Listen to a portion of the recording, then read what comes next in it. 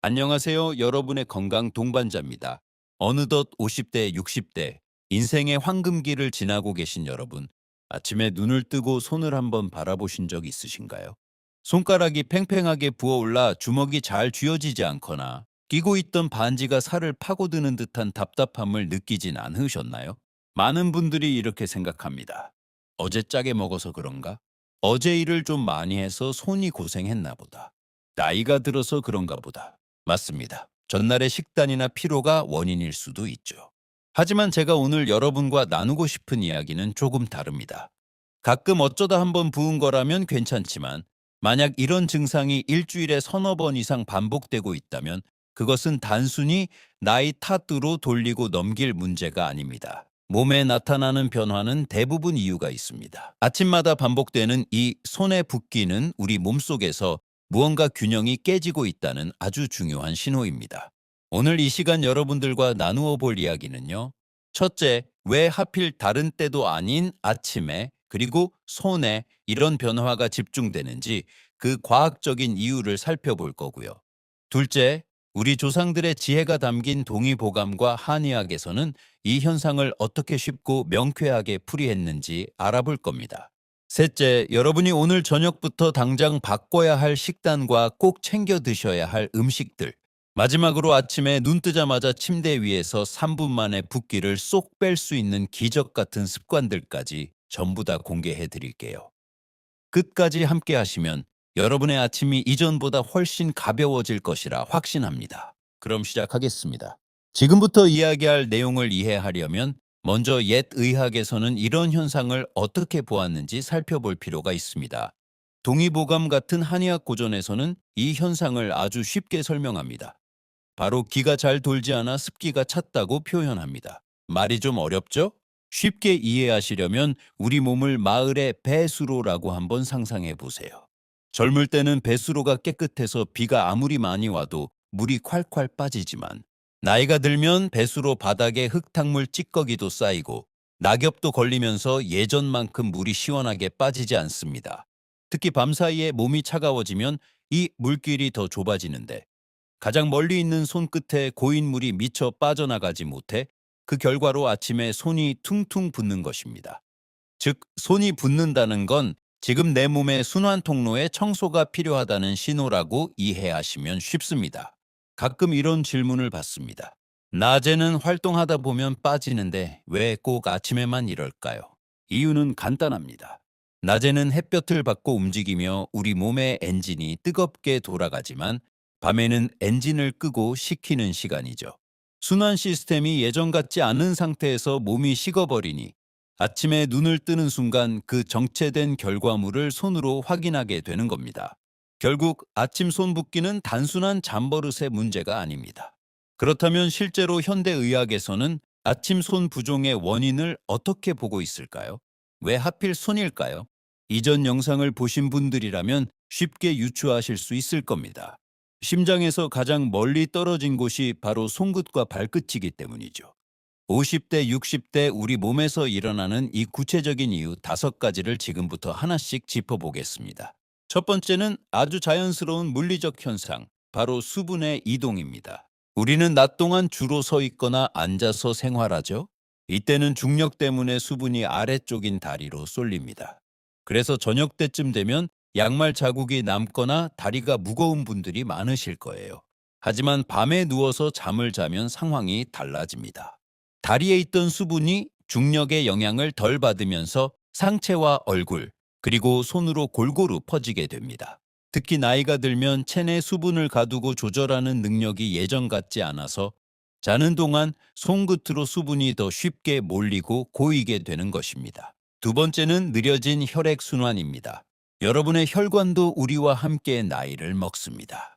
젊었을 땐 탄력이 넘치던 고무호스 같던 혈관이 이제는 조금 딱딱해지고 내부 통로도 좁아질 수 있습니다. 특히 잠을 잘 때는 심장 박동이 느려지고 혈류 속도도 최소한으로 줄어듭니다. 가뜩이나 순환력이 떨어진 상태에서 속도까지 느려지니 손가락 마디마디에 미세혈관까지 피가 시원하게 통하지 못하고 정체되는 것이죠. 아침에 손을 움직일 때 느껴지는 그 뻣뻣함은 멈춰 있던 엔진을 다시 예열하는 과정이라고 보시면 됩니다. 세 번째는 관절의 노화와 염증입니다. 50대 이후 가장 흔히 찾아오는 손님 중 하나가 바로 퇴행성 관절염이죠.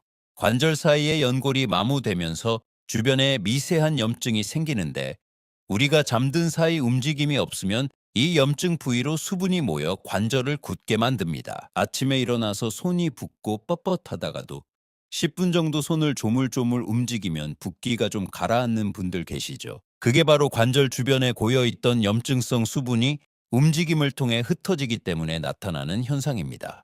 네 번째는 호르몬의 급격한 변화입니다. 이 부분은 특히 여성분들께서 귀를 기울이셔야 합니다. 폐경 전후로 여성 호르몬인 에스트로겐 수치가 널뛰기를 하거나 급격히 줄어들면 우리 몸은 비상사태를 선포합니다. 체내 수분과 나트륨 농도를 조절하는 능력이 불안정해지면서 물을 자꾸 몸 안에 쌓아두려 하죠. 남성분들도 예외는 아닙니다. 대사를 조절하는 호르몬이 줄어들면 근육량이 줄고, 그 자리를 수분이 채우면서 손과 발이 쉽게 붓는 체질로 변하게 됩니다. 마지막 다섯 번째는 가장 직접적인 원인, 바로 식습관입니다. 어쩌면 여러분이 가장 잘 알고 계실 이유이기도 하죠. 늦은 밤에 드신 짭짤한 찌개, 야식으로 먹은 라면 한 그릇, 혹은 간편하게 드신 햄이나 소시지 같은 가공식품들. 여기에 든 엄청난 양의 나트륨은 우리 몸에서 스펀지 역할을 합니다. 나트륨은 수분을 꽉 붙잡아두는 성질이 있거든요. 어젯밤 입이 즐거웠던 대가가 오늘 아침 퉁퉁 부은 손으로 돌아오는 셈입니다. 특히 시니어 세대는 신장 기능이 조금씩 약해지기 때문에 나트륨 배출 속도가 느려 이 붓기가 더 오래가고 묵직하게 느껴질 수 있습니다. 자, 여러분, 이 다섯 가지 원인 중에서 이건 내 이야기인데 싶은 것이 있으신가요? 아마 한 가지만이 아니라 두세 가지가 복합적으로 해당하시는 분들이 많을 겁니다. 원인을 알았으니 이제 가장 중요한 해결 열쇠를 쥐어야겠죠? 그 열쇠는 바로 우리가 매일 마주하는 밥상에 있습니다. 약으로 고치는 것보다 음식으로 몸의 길을 터주는 것이 훨씬 부작용 없고 확실한 방법입니다. 지금부터 여러분의 냉장고 속을 채워야 할 황금 식재료와 미련 없이 멀리해야 할 음식들을 아주 구체적으로 짚어드리겠습니다. 먼저 내 몸의 순환 엔진에 기름을 치고 고인 물을 빼주는 고마운 음식들입니다. 핵심은 칼륨과 이뇨작용입니다. 먼저 찐호박과 파차입니다. 부종하면 호박이죠. 호박은 소화기를 따뜻하게 하고 소변을 잘 나오게 합니다. 아침 식사 대용으로 찐 단호박을 반 조각 정도 드시는 걸 추천합니다. 여기에 파차를 곁들여 보세요. 한의학에서 팥은 적소두라 하여 몸속의 나쁜 습기를 몰아내는 약재로도 쓰입니다. 팥을 진하게 우려 따뜻하게 마시면 손끝까지 꽉 막혔던 물독이 소변을 통해 시원하게 빠져나가는 걸 느끼실 수 있을 겁니다. 다음으로는 오이와 미역입니다. 저녁 반찬으로 무엇을 먹을까 고민되신다면 오이와 미역을 기억하세요. 오이는 그 자체로 천연 이뇨제입니다. 나트륨을 밖으로 밀어내는 칼륨이 풍부합니다. 아침에 손이 자주 붓는다면 저녁 식단에 오이 무침이나 미역국을 곁들여 보세요. 마지막으로 바나나입니다. 간식이 생각날 땐 바나나를 선택하세요. 바나나는 칼륨이 매우 풍부해서 혈압 조절과 붓기 제거에 탁월합니다. 다만 시니어분들은 당분 섭취도 신경 쓰셔야 하니 한 번에 많이 드시기보다는 하루에 딱 반 개 정도를 낮에 간식으로 드시는 것이 가장 좋습니다. 반대로 몸에 물을 꽉 가둬서 손을 퉁퉁 붓게 만드는 음식들도 있습니다. 특히 우리 5060 세대가 무심코 즐기는 습관들이라 더 주의가 필요합니다. 우리 한국인은 뜨끈한 국물 한 그릇이 보약이라고 생각하죠. 하지만 아침 부종이 심한 분들께는 독이 될 수 있습니다. 국물 속에는 우리가 생각하는 것보다 훨씬 많은 양의 소금 나트륨이 녹아 있습니다. 그 안에 나트륨이 밤새 여러분의 손을 붓게 만듭니다. 국물 요리를 드실 때 건더기 위주로 드시고 국물은 두세 숟가락만 맛보는 정도로 줄여보세요. 이것만으로도 아침 붓기의 절반이 사라집니다.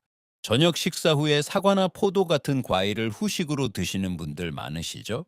과일의 당분은 인슐린 수치를 높여 몸이 물을 내보내지 못하게 방해합니다. 과일은 가급적 낮에 드시는 게 좋습니다.